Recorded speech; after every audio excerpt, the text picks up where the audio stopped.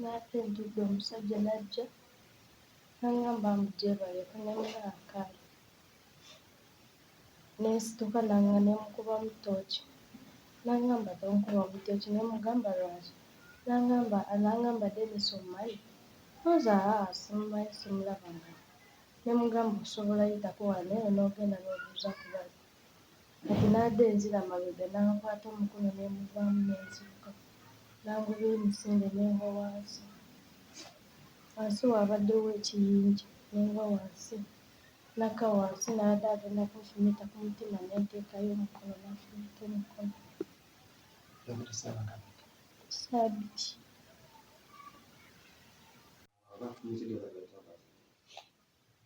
Nze simanyi kuba n'adda enzize kukyala bukyazi.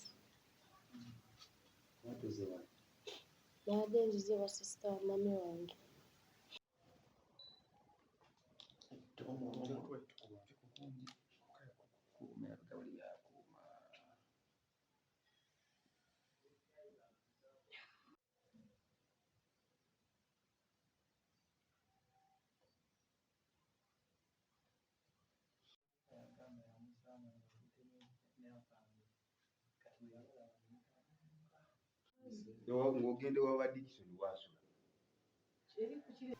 Zabadde ssabasatu nga bava okukola maze paakinga nzikirira ewaka basanga ku leero nankubamu ttooki nenkyuka bwingi nakyuse bwingi nanfumita wange kono nandereezemu abula bwe sitole nga nkubyemu ttooki bwati kati nenkyuka bwingi ndaba mbuuza nantunga wange kwekudduka paka waka naye addala kunyongera kyakubi nadduse mangu nemuviira.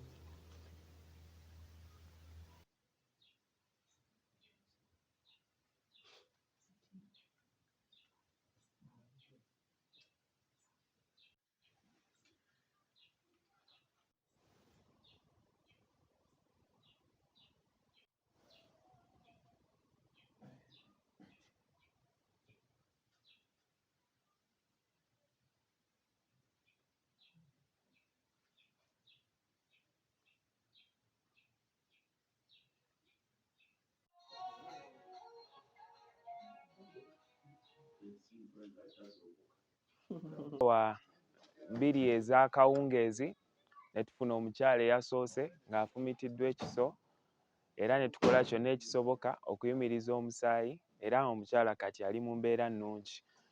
Twabadde tukyakola ku mukyala mu kaseera ke kamu ne bayingizaawo omusajja nga naye bagamba afumitiddwa ekiso ng'era ajjudde omusaayi, engoye zonna zijjudde omusaayi. Naye era ne tumukolako ne tukola obulabe bw'amaanyi era tuli ku bunkenke bw'amaanyi.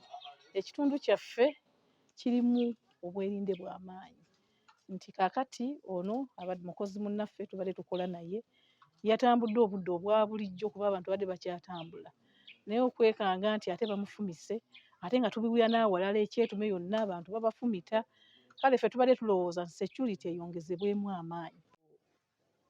Bantu si ba kibinja wabula muntu ssekinnoomu kuba aba n'ekigendererwa kye n'ajja n'akutuusaako obuvune.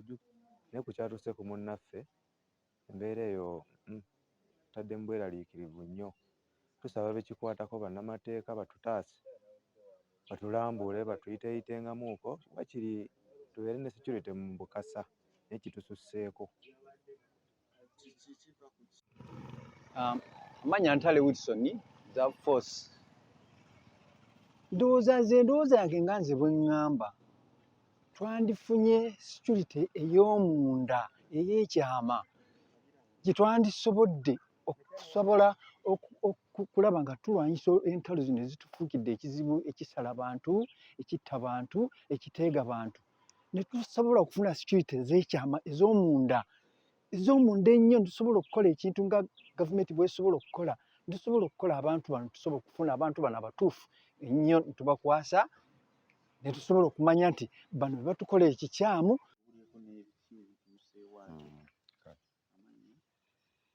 Erinnya lyange nze Benedicto Kiwanuka, Chairman LC1 Kazinga.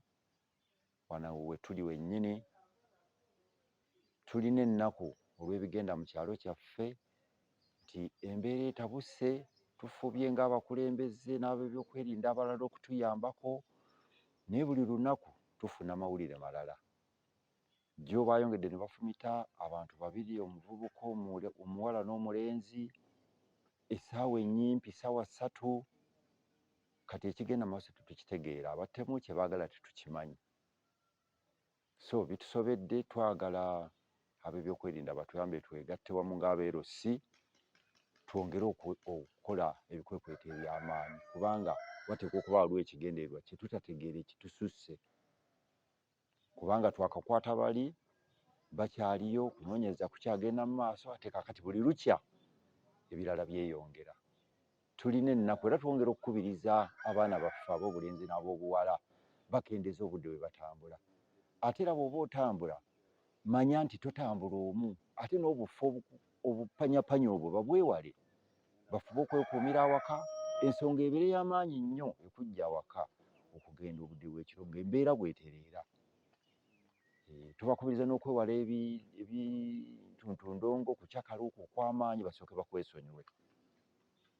Ate ne bannaffe abatendereza naddala, amaloboozi gasusse, kuba kati tosobola kwawula ani akaaba n'ani gwe balumbye n'ani asaba. So bandibadde tumanya nga bwe twakola ku biseera bya COVID, nti kafyu yajjira, tusooke tukendeeze wadde obudde bwa kutendereza.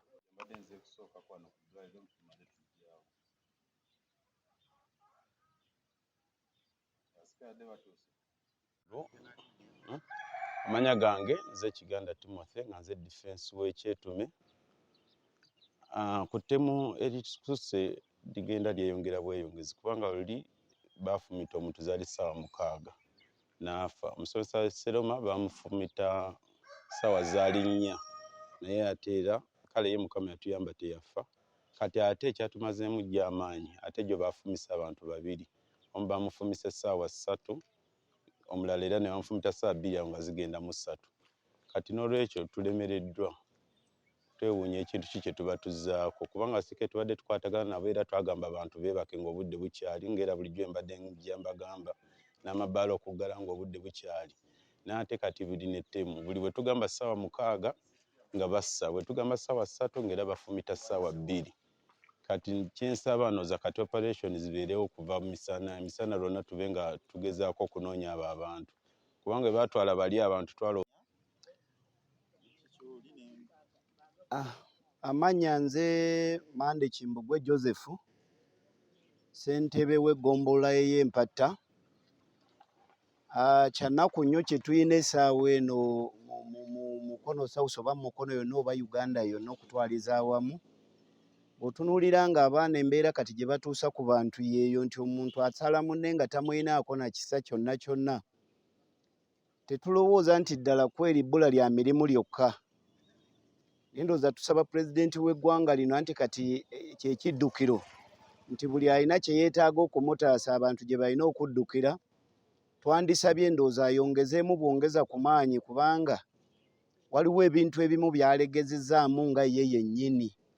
Nti bw'otunuulira abasirikale be batuwa, nabo bennyini bava ku mulamwa ne bakola ebyabwe, nti niba bayisizaamu ka patro ne be bakutte era omuntu bw'abeera ne kitu kidogo enkya basobola okumuta. Ekyokulabirako, abaana be baakwata wano nga batemye omuvubuka ono eyakafa, oba n'ono owa Soloma gwe baakafumita, ogenda obeetegereza nga baana bazaale ba ku kitundu.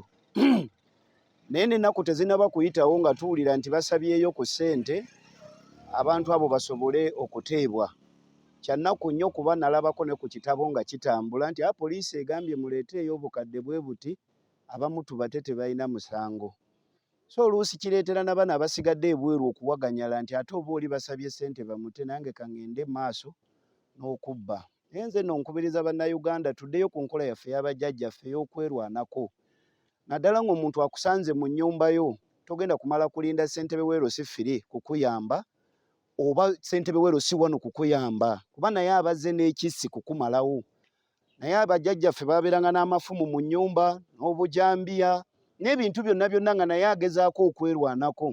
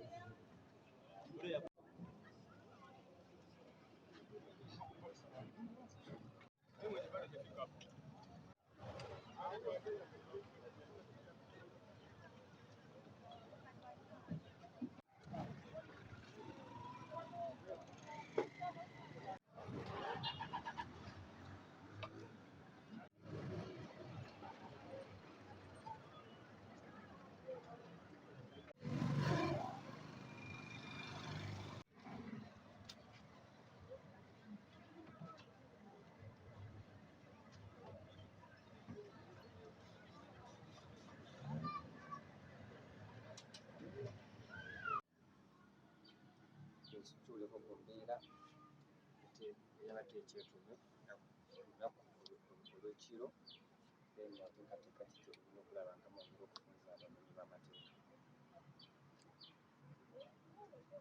Twafunye amasimu okuva mu bakulembeze b'ekyetume nga batubuulira ku abavubuka, omukyala n'omwami ababbibwako amasimu gaabwe nga ababbi bakozesezza obwambe okubatiisatiisa n'okubafumita nga baggyako amasimu ago, era bunnambiro twasitukiddemu ne poliisi ne UPDF okulaba ekiguddewo, naye ng'ekyo kiddiridde era emabegako awo okubaako abantu ababbi abakozesa enkola eyo era okunyaga ebintu by'abantu. Kati ensonga eyo ekirungi tumaze okwengeginga community, nga tumaze okwengeginga abakulembeze ba community, tubakubyemu enkiiko okwongera okubalungamya n'okubagayidinga engeri gye balina okukuuma mu security y'ekitundu ekyo, ne poliisi nga tugyongeddemu amaanyi okulaba ng'ekuuma abantu abo. Era eno incidents zabadde bbalibbali za Kyetume eyo ku Leerwe gye baafumitiddwa oli omwami akola ku Hilton akambe. Kakati nno poliisi already badde ne pulaani yaawo era mangu ddala bamuvinze okulaba nga barestinga abantu ab'enjawulo badde basuubiriza okubeera mu bintu bikola bwe biti. Twali tumaze okulungamya abakulembeze ba community nti abantu abo tubeetaaga era lwaki tubeetaaga. Nebaza nnyo poliisi okuba nti yamuvinze swiftly okukwata abavubuka bano ate nga tekyakwatira ddala abalala abali mu bikolwa bino ebirumya abantu abalala. Twagala community y'e Kyetume okumanya buno nti obutebenkevu bw'ekyalo kyabwe obwa parishi yaabwe buli mu mikono gyabwe okusookera ddala. Mu mirembe okugikuuma mu nkola yaabwe ey'emirimu, bwe buba nga busuubuzi babukwate bulungi, bwe buba nga butebenkevu. Tubeera mu kweraliikirira. Oyita mu kkubo ng'otya. Bakusanga n'oba tolina ssente ng'okutensawo yo erimu ngoye nga bakufumita nga bakuta. Tumanye kigende ye abazze twala bulamu kitegeera. Atwala ebyo n'obulamu n'abutwala. Kati oba oyita mu ppanya yina waliwo ekkubo eririko kyakyo